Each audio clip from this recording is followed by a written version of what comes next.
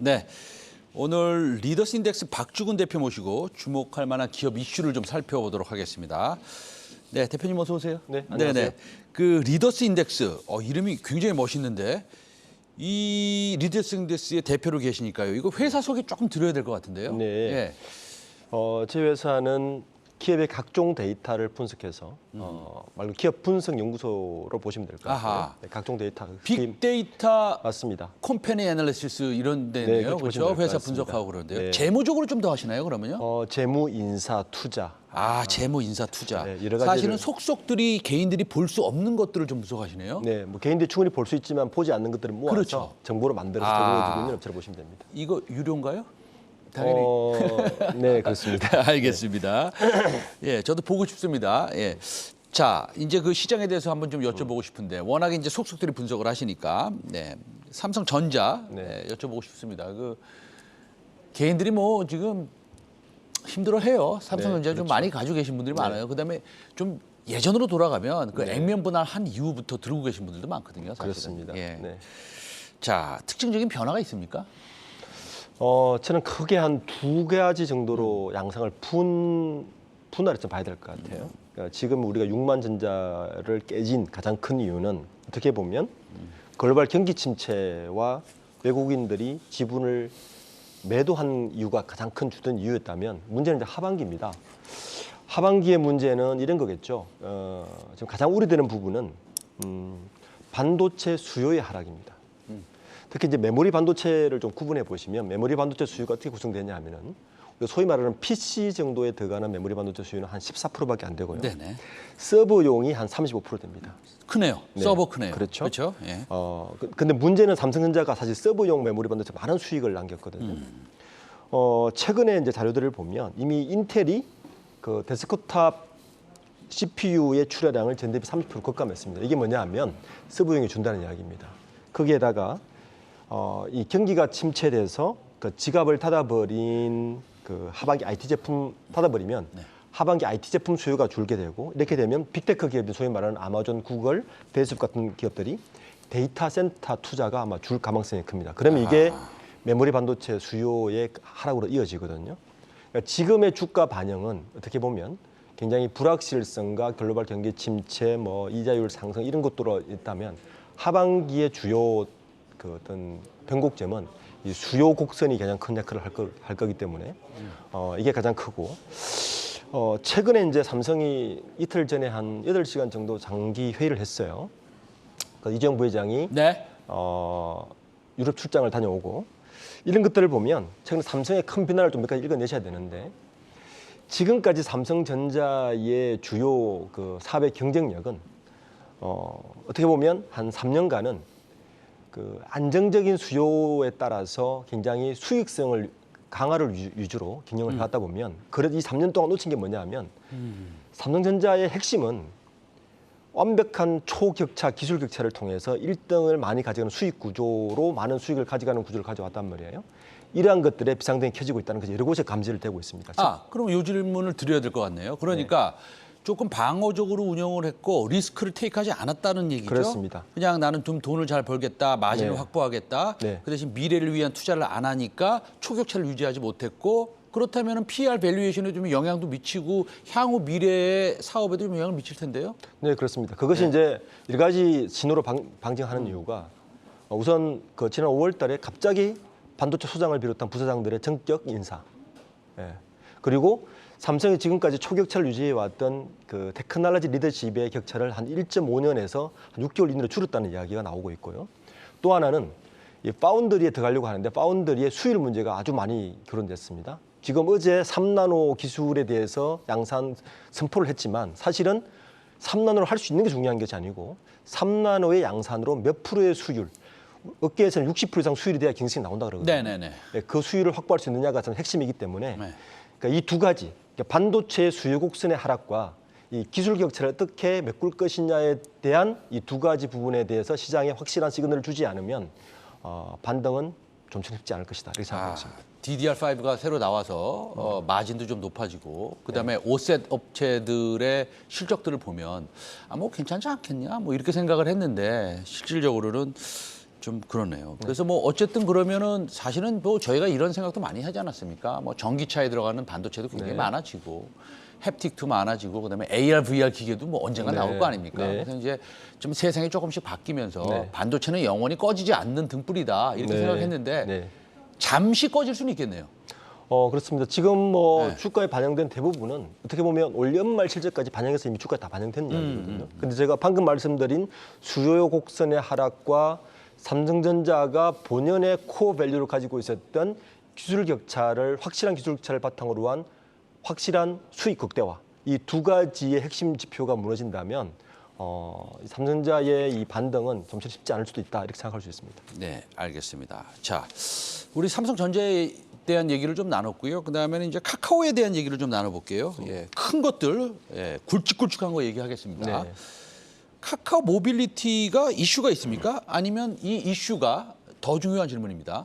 우리 시청자 여러분들이 아셔야 됩니까? 네, 알아야 되겠죠. 알아야 됩니까? 예, 왜냐하면 네. 삼성전자도 국민주지만 네네. 네이버 카카오도 국민주지 않습니까? 그렇죠. 예. 이 카카오 모빌리티는 카카오와 직접적인 연관성을 가지고 있죠. 아하. 예. 예. 우선 그 카카오 모빌리티 가장 핵심 최근의 사안들은 팔리고 내놨다. 예, 왜 팔리고 내놨느냐? 이 두 가지를 알아야 되겠죠. 네네. 그러니까 이게 만약 팔린다면 네. 카카오에 어떤 영향을 줄까? 네. 이게 핵심 사안입니다. 아하. 예. 어떤 영향을 줍니까? 우선 그 카카오라는 기업 이 그룹의 핵심 전략은 뭐냐면 우리가 소위 말하는 국민들이 모두 사용하는 카카오에 대한 플랫폼을 기반으로 네. 다양한 사업을 하고 있고 그 사업들이 또 이루어지면 상호 시너지를 발휘하면서 상호 동반 성장하는 이런 구조를 갖고 있었죠. 네네. 근데 문제는 카카오 그룹이 그렇게 급성장하다 보니 캐시플로우가 좋지 않다는 겁니다.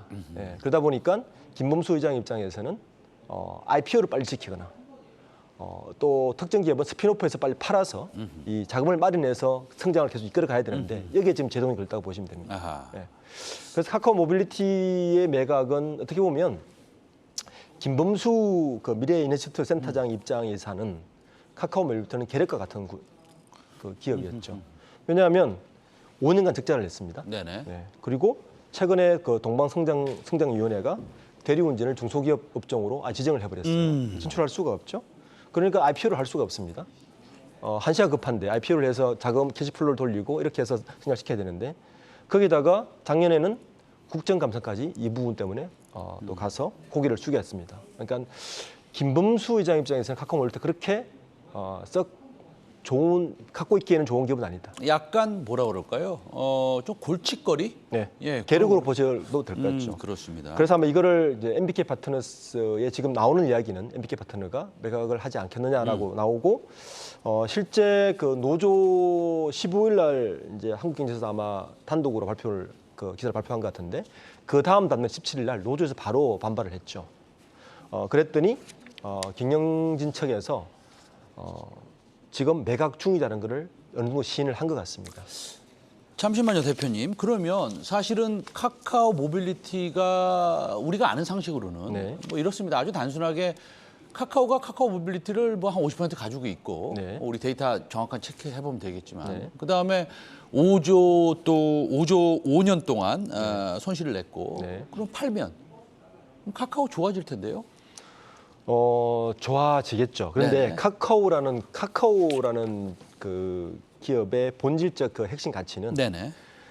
지금 카카오 자체에 대한 플랫폼을 기반으로 다양한 비슷한 모빌리티라든지 페이라든지 뱅크라든지 여러 기업들을 같이 시너지를 내서 동반 성장을 해야만 이 가치가 올라가는 구조거든요. 소위 말해서 우리가 카카오톡만 해서 우리가 사실 카카오라는 기업의 가치를 높여주지 않지 않습니까? 그러니까 그런 다양한 서비스를 카카오 기반으로 시너지를 내야만이 카카오 기업 자체에 대한 밸류가 올라가는데 지금처럼 계속 하나씩 돈이 없다고 스피노프를 하고 IPO를 해버리면 카카오에 대한 기업 가치는 오를 수가 없는 구조를 가지고 있는 거죠. 아하, 그렇죠. 예. 사실은 우리가 아는 밖으로 지금 보이고 있는 숫자나 이런 것보다 속속들이 들어가서 보는 그분들의 성장 전략이나 내지는 뭐 컬처라든지 네. 뭐 이런 것들도 사실은 굉장히 중요시 되는군요. 그렇습니다. 투자에. 네. 예. 그것이 그 카카오 기업의 핵심 가치이기 때문에 핵심 가치가 중요하다. 네. 이게 어떻게 보면 그 뭐 닭이 문제, 달걀이 문제 같은 문제예요. 그러니까 카카오는 그걸 통해서 돈을 다시 받아서 또 다른 성장 모멘트를 만들어야 되는데 지금은 이 캐시플로우가 스텝이 꼬인 거죠. IPO가 멈추고 이러다 보니까 모빌리티를 시장에 다시 매각을 해서 그 자금으로 새로운 성장 동력을 만들어야 되는 이런 상황에 빠진 게 있는 것 같습니다. 잠시만요. 그러면요. 지금 우리가 카카오에 대해서 얘기를 하고 있는데 여기 뭐 물론 원고에는 없습니다만 지금 카카오는 전부 다 스핀오프하고 IPO 하잖아요. 네. 네이버는 그렇지 않지 않습니까? 그럼 네이버가 훨씬 전략적으로 우수하다는 얘기입니까? 어떻게 생각하세요? 두 기업의 차이는 이런 네. 것 같습니다. 카카오는 새로운 그 시작을 했기 때문에 네. 캐시플로우가 별로 좋지 않다는 게 가장 큰 문제였어요. 아하. 네, 그러니까 스피노프를 할 수밖에 없는 구조를 네, 가지고 네. 있죠. 왜냐하면 투자를 중국에서 투자받고 텐센트 투자받고 투자를 네. 많이 받았기 때문에 그런 네. 거죠. 반면에 네이버는 성장 자체를 탄탄하게 시작했습니다. 근데 굳이 그런 네이버는 들어가 보시면 CIO들이 각 기업의 CEO로 보셔야 되거든요. 일곱 명의 CIO가 있습니다. 네네. 그 CIO들이 각자의 사업을 벌이지만 사실 네이버랑 하나씩 뭉쳐 있죠. 네네네. 그래서 현재는 시너지를 굉장히 내고 있지만 네이버도 언젠가는 스피노프를 해야 될 겁니다. 아하. 예. 알겠습니다. 자, 이제 저희가 삼성전자 얘기했고요. 그 다음에 카카오 얘기했습니다. 그 다음엔 뭐 약간 뻔하죠. 예, LG로 가겠습니다. 자, LG 그룹 중에서는 뭐 LG 화학부터 그냥 얘기하겠습니다. 네. LG 화학 무슨 일이 있습니까 요새? LG 화학이 작년에 물적 분할 뭐 LG 네. 엔소를 성장하고 나서 성장 동력이 꺼지지 않았냐에 대한 우려를 불식시키기 위한 여러 가지 지금 액션들을 취하고 있는 것 같습니다. 우선 일단 뭐 제일 유망한 게 2차 전지죠. 배터리 쪽에. 요즘 그 2차 전지 배터리 쪽에 보시면 그 삼국지를 방불케 하는 그 연합들이 일어나고 있습니다.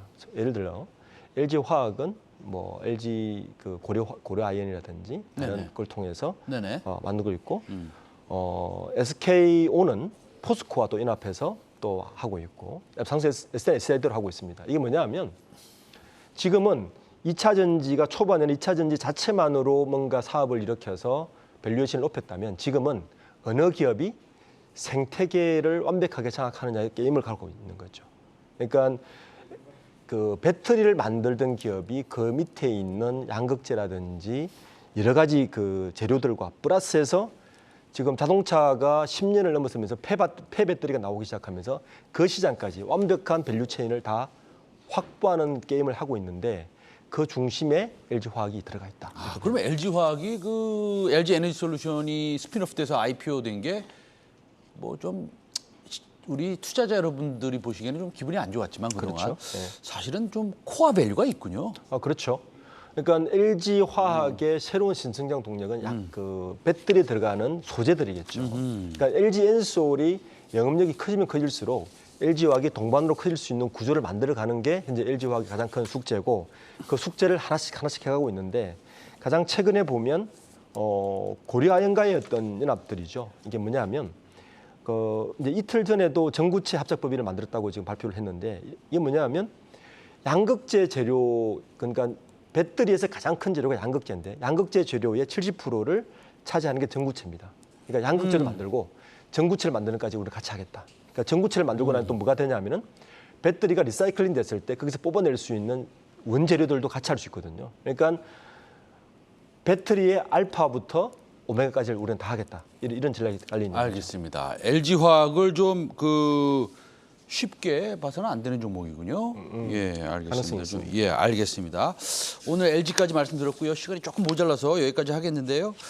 네, 오늘 좋은 말씀 많이 들었고요. 다음에 또 우리 리더스 인덱스의 박주근 대표 좀 뭐 제 생각엔 매주 모시고 싶은데 네. 시간 나는 대로 좀 부탁드리겠습니다. 네, 감사합니다. 감사합니다.